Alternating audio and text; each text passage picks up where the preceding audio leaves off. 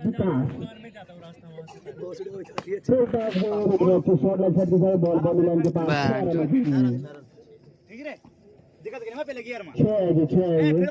right arm over के सामने विकास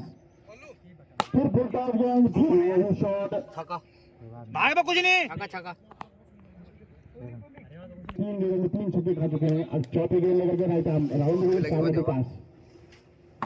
शानदार गेंद यहाँ पे वॉक करेंगे गेंद हल्का से खेल जैसे मान दिया गेंद को डॉट बॉल तो ठीक मेरे सामने दो चमचमाते ट्रॉफी इस टूर्नामेंट की छोटी चीज है ट्रॉफी ज्यादा बड़ी जिसके लिए जद्दोजहद चल रही है एक बार फिर बोला शरीफ में बॉल गई बॉल लाइन पर 4 रनों के लिए विकास के बल्ले से राइट आर्म राउंड विकेट फिर खेल दिया शॉट की दिशा में 4